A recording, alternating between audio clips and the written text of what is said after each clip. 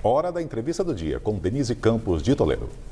E vamos falar agora sobre os impactos do novo marco das ferrovias na economia e o potencial de investimentos. Eu converso com José Henrique Nascimento, gerente de causas do Centro de Liderança Pública. José Henrique, boa noite. Boa noite, Denise. Boa noite a todos e todas que nos assistem. Bom, o novo marco regulatório ainda vai ter de ser confirmado pela Câmara, mas foi um avanço importante, conseguiu uma adesão importante aí das várias ideologias, porque representa um avanço em termos de logística, potencial de atração de investimentos, crescimento do país, não é? Perfeito. Qualquer país com tamanhos continentais como o Brasil precisa ter o seu modal ferroviário, né? O seu sistema de transporte ferroviário desenvolvido para ter alguma chance de ser desenvolvido economicamente. Só para aqueles que nos assistem ter uma dimensão, todo o sistema ferroviário brasileiro dá 10% do tamanho do sistema americano, né, dos Estados Unidos. Então, e além disso, desses 10%, 1/3 está ocioso. Então, só para se perceber o tamanho do potencial que esse projeto tem para nos gerar desenvolvimento, gerar emprego e gerar investimento na economia brasileira. Agora, esse marco traz uma liberdade muito maior para quem quiser investir em ferrovias. Essa é a grande mudança. Perfeito. Hoje o sistema ele é muito burocrático, né? Ele é muito difícil de nós construirmos novas ferrovias ou até utilizar aquelas que estão ociosas.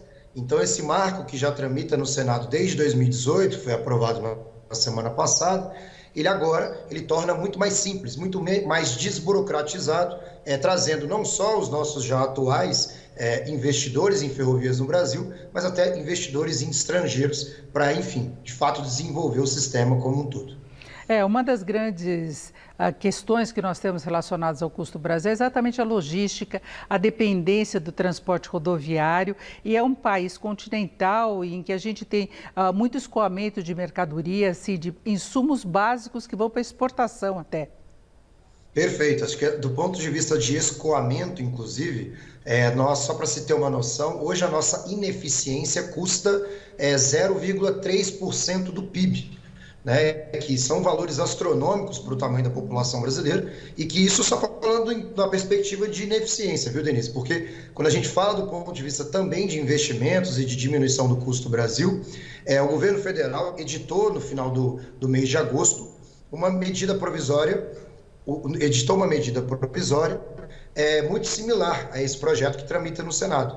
E só para se ter uma noção, foram trazidos 14 projetos na ordem de 80 bilhões de reais de investimentos no setor de infraestrutura ferroviária, que fez com que, enfim, se tenha uma noção da temperatura do que o mercado espera em cima desse setor. Então, além de melhorar do ponto de vista da eficiência e de escoamento, além de nós não ficarmos mais dependentes do setor de transporte rodoviário como um todo, que significa também outras formas de investimento, também do ponto de vista de transporte de pessoas. Então, isso que também é uma dificuldade grande do Brasil, já é um avanço na Rússia, China, Estados Unidos, por exemplo, passará a ser também no Brasil, caso o projeto seja aprovado na Câmara. Agora, o Centro de Liderança Pública estima um crescimento do PIB de 0,52% até 2022. Como é que é feita essa projeção? Porque depende da disposição dos investidores. A gente sabe que o Brasil tem problemas relacionados, inclusive, à segurança jurídica. Nós já tivemos privatizações, concessões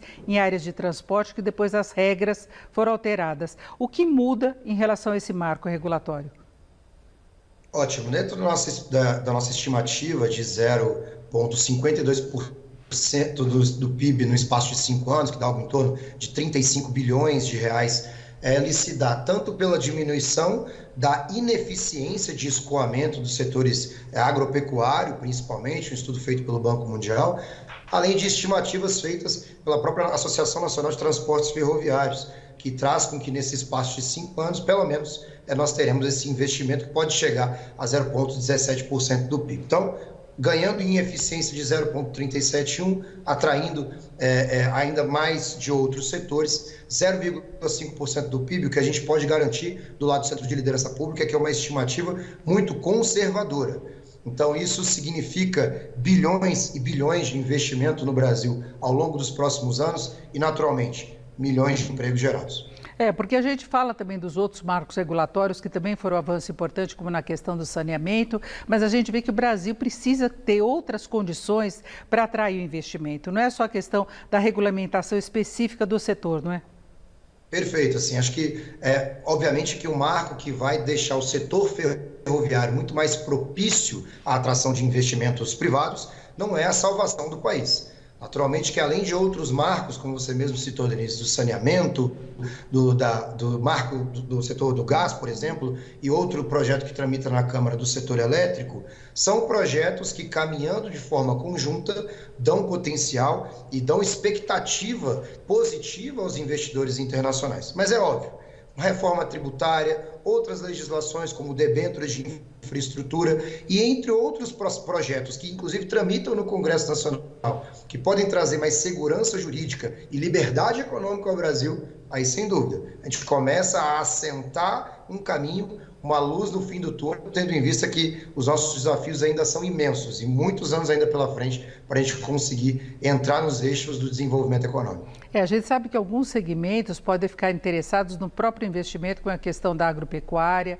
da exportação de minérios, o transporte aqui no país. Agora, você falou inclusive da possibilidade de investimentos na área de passageiros. Isso o próprio Ministério da Infraestrutura tem dúvidas, porque lembrou, inclusive o ministro Tarcísio uma vez conversando comigo, ele falou da questão do subsídio que tem na Europa, por exemplo, que aqui não seria possível. Você acha que é viável?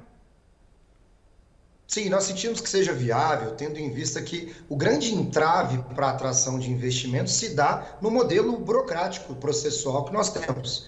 Então, a partir do momento que nós começamos a trabalhar com uma perspectiva de autorizativa e não mais concessionária, a expectativa é que sim, isso seja possível, tendo em vista que hoje nós temos nada. A partir do momento que nós tenhamos uma legislação que já seja mais flexível e que torne minimamente, do ponto de vista de transporte de escoamento de agropecuário, industrial, sem dúvida, principalmente nos modais interestaduais e intermunicipais. A gente acredita que sim, esse segmento de transporte do Brasil também possa se desenvolver no futuro com uma legislação que vai garantir a segurança jurídica para atrair esses investidores e essas empresas que hoje no Brasil nós temos pouquíssimas. Então, sem dúvida, tem um potencial sim. José Henrique, qual é a perspectiva de aprovação na Câmara? Você acha que é para este ano ainda? Nós acreditamos que ela começa a sua tramitação já ao longo das próximas semanas, os acordos começam a ser costurados, tendo em vista que foi um projeto que é oriundo do Senado, os acordos construídos também até com as principais empresas ferroviárias do Brasil, que traziam alguns entraves no início da tramitação desse projeto. Nós acreditamos que, sendo do ponto de vista otimista, até o final do mês de outubro, realista, até o final do ano. Perfeito. Ouvimos o José Henrique Nascimento, que é gerente de causas do Centro de Liderança Pública. José Henrique, muito obrigado, uma boa noite. Boa noite, contem sempre com o Centro de Liderança Pública. Até mais. Com vocês.